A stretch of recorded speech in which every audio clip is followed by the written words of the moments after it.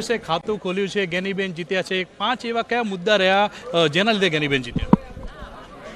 આખા ગુજરાતની અંદર અમને એક સીટ અમે જીત્યા છીએ, પણ અમને એમ લાગે છે કે ગુજરાતમાં અમે જીત્યા છે અને એ વિજય બનાસકાંઠા જિલ્લાના ગરીબમાં ગરીબ, નાનામાં નાનો, ગામડામાં સેવાડામાં રહેતો જે મતદાતા છે એમનો વિજય છે.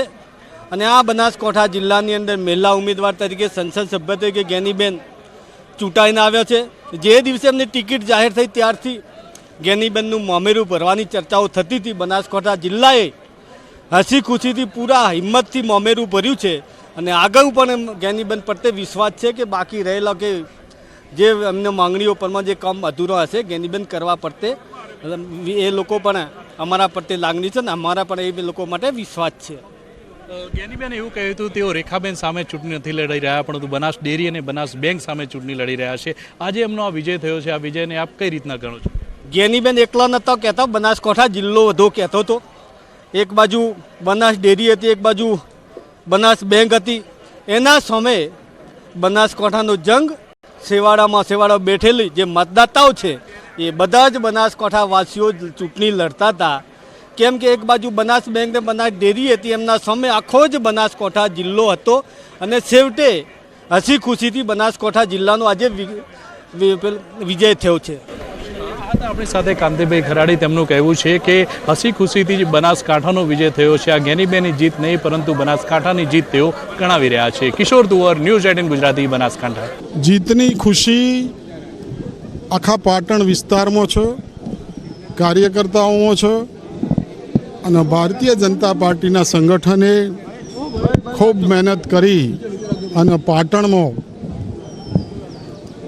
ભારતીય જનતા પાર્ટીના ઉમેદવારને વિજય અપાવીશ. મોદી સાહેબે એવા સમયે મને છોટી બહેન કહી હતી કે જ્યારે મેં મારો ભાઈ 20 દિવસ પહેલાં ગુમાવ્યો હતો, અને એવા સમયે જ્યારે મોદી સાહેબે મને છોટી બહેન કીધું ત્યારે એમનું જે પીઠબળ મને લાગ્યું, એમણે જે ભાઈ તરીકેની ભૂમિકા ભજવી હતી, એના કારણે જનતાએ ભરોસો મૂકીને મને વિજય બનાવી છે.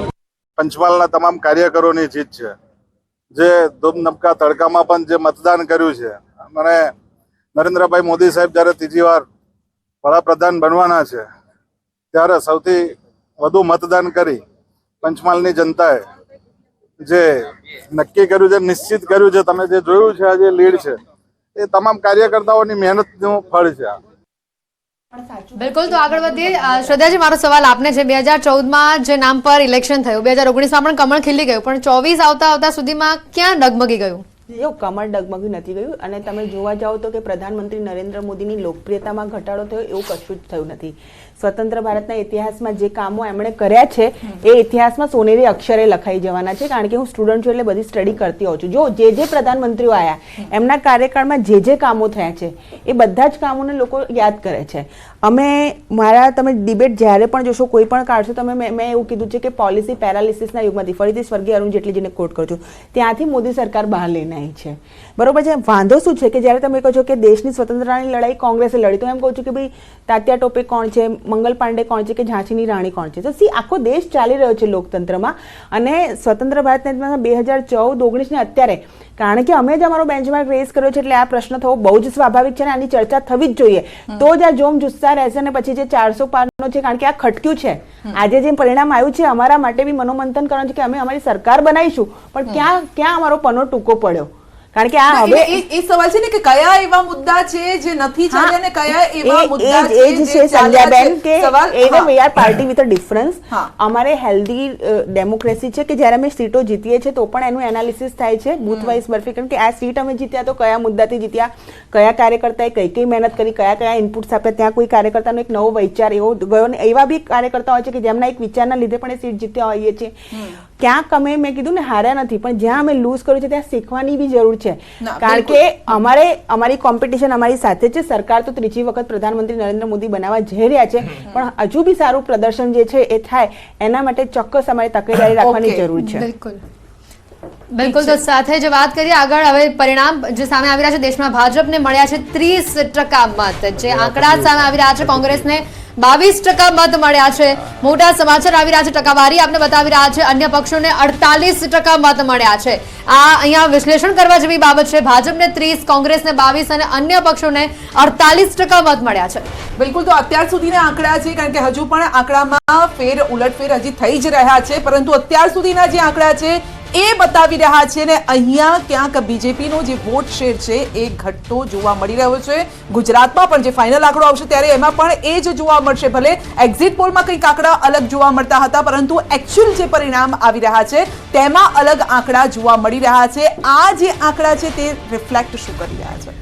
જો સીટો કરતાં દરેક પાર્ટીઓ જે છે ને વોટ શેર એમના કેટલા વધે છે ઘટે છે એના આધારે રાજનીતિ વધારે કરતી હોય છે. પશ્ચિમ બંગાળની અંદર એક વખતે ડબલ ડિજિટમાં ભારતીય જનતા પાર્ટીને વોટ નહોતા મળતા. ત્યાં વોટ શેર વધ્યો એટલે ભારતીય જનતા પાર્ટી ત્યાં મુખ્ય વિપક્ષની ભૂમિકામાં આવી. આજે તામિલનાડુ, આંધ્રપ્રદેશમાં પણ ભારતીય જનતા પાર્ટીનો પ્રયત્ન એ જ છે. નોર્થ ઇસ્ટના રાજ્યોમાં પણ પ્રવેશ એ રીતે જ કર્યો. એટલે જ્યારે વોટ શેર ઘટે એ તમને એ બતાવે છે કે સીટો કેટલી કન્વર્ટ થઈ એના કરતાં તમારો જનાધાર કેટલો ઘટ્યો. એટલે ભારતીય જનતા પાર્ટીનો 8% જેટલો જનાધાર ઘટવો અને કોંગ્રેસનો જનાધાર વધવો, એની સાથે સાથે જે 48% વધે છે. એટલે ભારતીય જનતા પાર્ટીનો જે વોટ શેર ઘટ્યો છે કોંગ્રેસ અને કોંગ્રેસ સાથેના પાર્ટનરોની અંદર એમાં વહેંચાયો છે. એટલે આ બતાવી રહ્યું છે કે આખા દેશની અંદરથી એક એલાર્મ ઘંટી છે કે ભાઈ અમે સરકાર તો તમારી બનાવીએ છીએ, પણ અમારી આશાઓ અપેક્ષાઓ પ્રમાણે તમે 14 અને 24 સુધીમાં કામ નથી કર્યું, કાં તો કેટલીક ભૂલો રહી ગઈ છે. એમણે ઘણા કામો થયા છે, એમાં આપણે ના કહી શકીએ, ઘણા કામ થયા છે. પણ જે લોકોની આશા હતી કે તમે મોંઘવારીની વાત કરી હતી, આખી ચૂંટણીમાં અમે મોંઘવારી શબ્દ સાંભળ્યો નહીં. તમે બેરોજગારીની વાત કરી હતી, આખી ચૂંટણીની અંદર બેરોજગારી માટે તમે શું કરશો એ અમે સાંભળ્યું નથી.